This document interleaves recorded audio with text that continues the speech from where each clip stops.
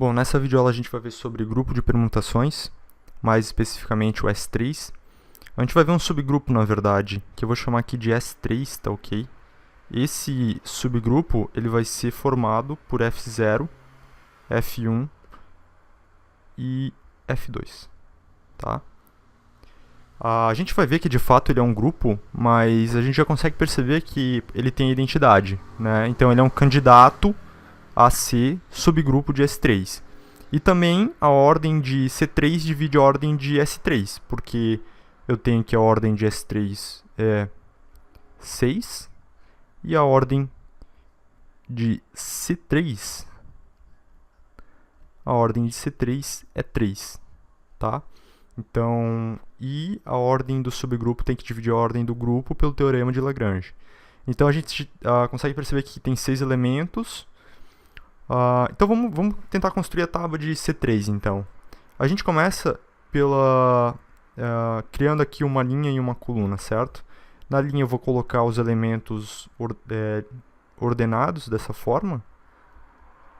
E na coluna da mesma forma, tá? Eu vou considerar aqui F0, F1, F2. Como é que a gente vai fazer agora, né? Eu vou terminar de montar a tabela aqui, só para ficar mais fácil a visualização. Daí quando eu me referir à célula vai ficar mais fácil. Então tá aqui, ó. Terminei de montar a tabela. A gente sabe, por exemplo, aqui, ó, que esse elemento, tá? F1, esse elemento vai corresponder a vamos dizer, essa célula aqui. Então, o que acontece? Como é que vai se... Bom, a operação aqui, é claro, é a composição, né? Eu estou considerando a composição em relação aos grupos de permutação. Então, essa composição, por exemplo, eu posso denotá-la da seguinte forma, né? Eu posso escrever aqui o elemento, ó, F1, onde é que tá F1, F1, F1, tá aqui, 1 vai no 2. Desculpa, o 1 vai no 2, o 2 vai no 3 e o 3 vai no 1. E eu vou colocar agora F2, né? Que é 1 vai no 3, o 2 vai no 1 e o 3 vai no 2, tá? Então, eu posso fazer essa anotação aqui, certo? O que isso significa? Bom, o domínio que eu estou considerando aqui vai ser 1, 2 e 3, tá? Esse vai ser o domínio das minhas permutações. Então, eu posso considerar o seguinte, né? Ao invés de eu definir ponto a ponto, eu escrevo dessa forma, porque como eu estou trabalhando com uma permutação, digamos assim, pequena, isso me facilita, né? Na hora de eu fazer o produto delas, né? Que é, no caso, a composição. Então, eu sei que, por exemplo, ó, o 1 vai no 3, né? Então, eu estou olhando primeiro para essa permutação aqui, para essa coluna, tá ok? O 1 está indo no 3. E agora eu vou simplesmente olhar para a próxima permutação e ver que o 3 está indo no 1. Então, o resultado, certo? O resultado desse produto vai ser o 1, certo? O 1 indo no 1. Porque se 1 vai no 3 e o 3 vai no 1, o 1 está indo no 1 no produto, certo? O 2 está indo no 1, o 1 está indo no 2. Então, o 2 está indo no 2. Então, o 2 vai no 2. E agora, a minha última coluna, o 3 está indo no 2, o 2 está indo no 3. Então, eu consegui a minha identidade. Ou seja, exatamente nesse lugar aqui, eu vou colocar a minha identidade, que nesse caso é F0.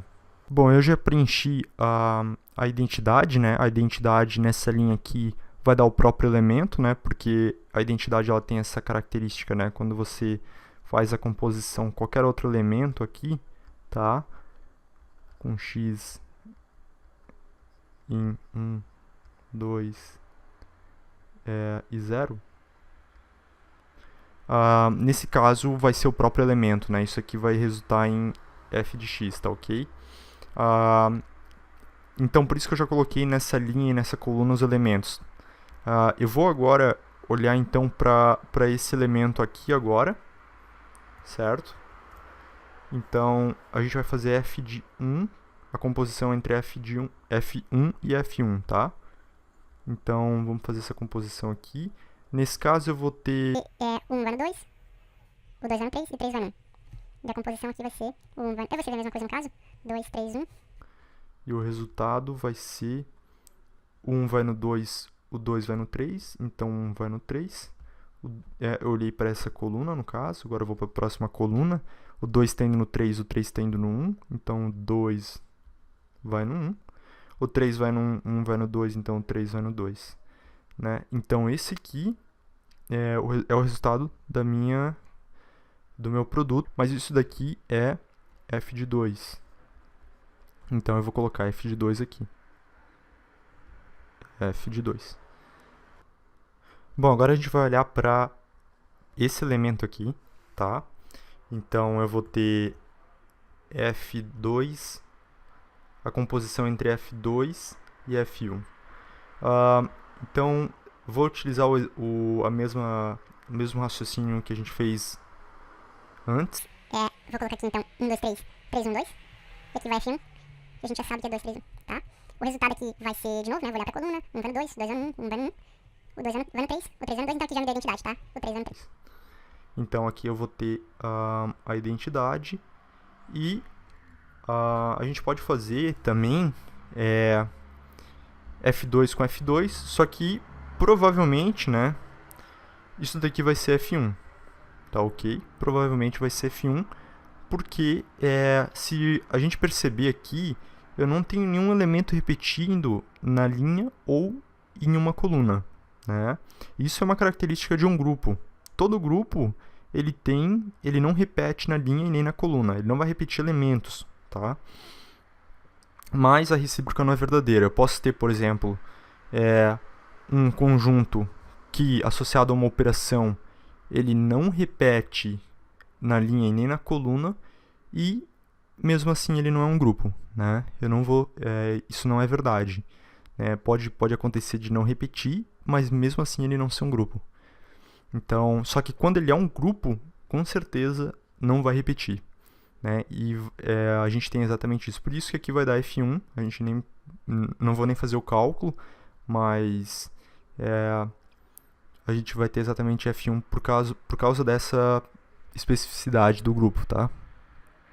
A gente pode verificar a tábua do grupo. Ela está disposta exatamente aqui, né? Essa daqui é a tábua de S3. A gente pode perceber aqui, ó, que eu vou ter o C3, né, a tábua de C3. Então perceba que o S3 é bem maior do que o C3, né? Esse cara aqui é o C3, certo? A tábua de C3. E deu exatamente aqui com aquilo que a gente fez no exercício anterior, né? Perceba, F2, exatamente. Então, e a gente percebe que vai repetir aqui também, ó, né? Aqui eu também vou ter C3, tá? Então, quando eu vou fazer exatamente as operações em relação a esses elementos aqui, né? Quando eu estou operando esses elementos, eles vão resultar exatamente em... E a gente pode estar se perguntando, né? Será que esses elementos aqui, eles formam um subgrupo de tal forma que a gente pode pensar como se fosse uma decomposição de S3, né? S3 como uma espécie de uma união entre C3 e esse outro conjunto aqui que eu vou colocar como K3, tá? K3 sendo G1, G2, G3. Será que K3 é um subgrupo? E a resposta é não, tá? Ele não é um subgrupo porque ele não tem a identidade, certo? Ele falha na identidade, tá? É por isso que ele não é um subgrupo. Então eu não consigo decompor S3 numa espécie aqui de união de subgrupos, né?